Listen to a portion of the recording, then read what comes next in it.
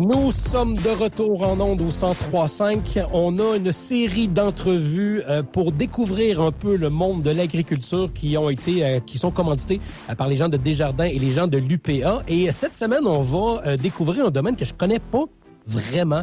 Et je suis curieux d'en apprendre un peu plus. On a au bout du téléphone quelqu'un qui travaille dans le domaine des moutons. Monsieur Jérôme Gingras. Monsieur Gingras, salut. Bonjour, bonjour. Comment ça va? Ça va très bien, vous? Ça va super bien. Je me posais la question parce que je connais pas ça. J'ai des amis, j'ai de la famille qui sont des fois dans le bovin, dans les fermes laitières ou dans le domaine du porc. Mais oui. La réalité des moutons, comment ça se passe dans le day-to-day? Comment c'est exactement? Bien, en fait, les moutons, là, contrairement à ce que bien des gens pensent, là, on les laisse pour la viande. Donc, c'est l'agneau du Québec là, qu'on a déjà entendu parler. Et puis, en fait, c'est tout simplement, là, on a des femelles, on a des béliers, on fait des croisements pour optimiser nos performances, puis produire le plus d'agneaux possible par brebis. Hein. Vous avez combien d'animaux?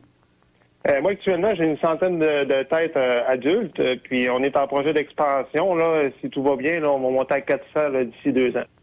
OK. Puis si on compare avec le domaine du porc ou du bovin, est-ce que l'élevage est semblable? Est-ce que les laps de temps pour tout ça, est-ce que tout est semblable un peu ou c'est complètement différent? En fait, c'est un mélange des deux, si on peut dire. Dans le fond, le mouton, là, sa période de gestation, c'est environ 4 mois et demi. Le bovin, c'est 9 mois. Puis le cochon, c'est 3 mois, 3 semaines, 3 jours. Fait que le mouton est un peu entre les deux, là. C'est un petit ruminant. Là. Donc, dans le fond, ça mange du foin comme un bovin de boucherie. Mais par contre, vu sa grosseur et ses besoins en énergie avec les agneaux, ben on nourrit avec plus de grains, là, un peu comme dans le cochon, là, qu'on les nourrit exclusivement sur les grains. Est-ce que ça a besoin de plus d'espace qu'un autre animal pour quand on parle de grandeur intérieure ou extérieure? En fait, je ne peux pas comparer, mais ce que je peux vous dire, c'est environ 30,4 pieds carrés par brebis qu'on doit calculer dans un bâtiment là, incluant ses agneaux. Vous dites qu'on le fait pour la viande, contrairement à la croyance populaire. Et y a-tu de la laine qui est comme une conséquence obligée dans les circonstances? Ou bien... ouais, c'est ça? Oui, mais la laine, en fait, pour moi, c'est une dépense.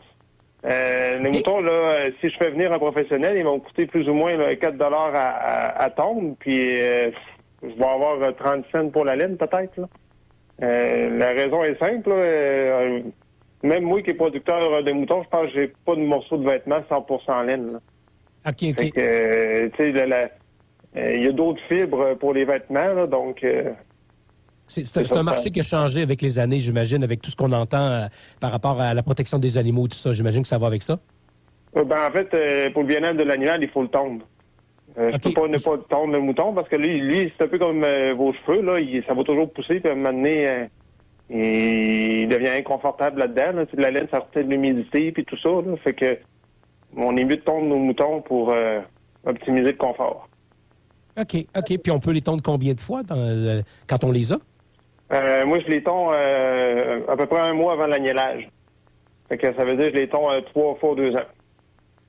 Et votre entreprise existe depuis combien d'années? On a acheté en 2017. Donc, on est une entreprise en démarrage. Fait qu'on a acheté dans les bâtiments et les terrains en 2017, puis les premiers moutons sont arrivés en 2018. OK. Puis vous êtes du côté de Saint-Zacharie, si je ne me trompe pas, c'est ça? Oui, on a un site à Saint-Zacharie, puis on est en train de faire un autre site à Saint-Aurélie. OK, donc il y a des projets d'expansion. Est-ce que toute la famille est impliquée dans le projet? Moi et ma conjointe, là, puis il y a mes beaux-parents qui m'aident un peu une fois de temps en temps, là, puis quelques amis et connaissances. Là. OK. Puis on prévoit-tu une relève pour les prochaines années? En tout cas, j'ai 2 filles actuellement, là. Espérons qu'ils vont leur prendre. S'ils veulent pas, c'est pas pire que ça, là. On essaie toujours, si ça fonctionne puis ils aiment ça, ils pourront embarquer, puis sinon, ils pourront faire autre chose aussi. Exactement. Faut pas les bloquer. Monsieur Gingras, merci beaucoup pour aujourd'hui. On vous souhaite un bon succès et une bonne année dans le domaine du mouton. Merci beaucoup. On vous souhaite une bonne fin de journée. Bonne journée. Salut. Au revoir. 15h28 à l'antenne du 103.5. On va faire une pause. Les nouvelles locales à venir dans quelques minutes.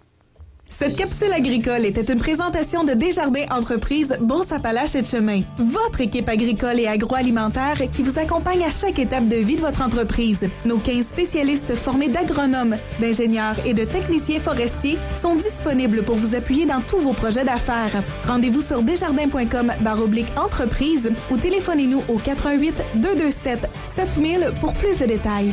Une initiative de l'Union des producteurs agricoles qui contribue à l'amélioration des conditions de vie sur le plan social, économique et culturel du milieu rural.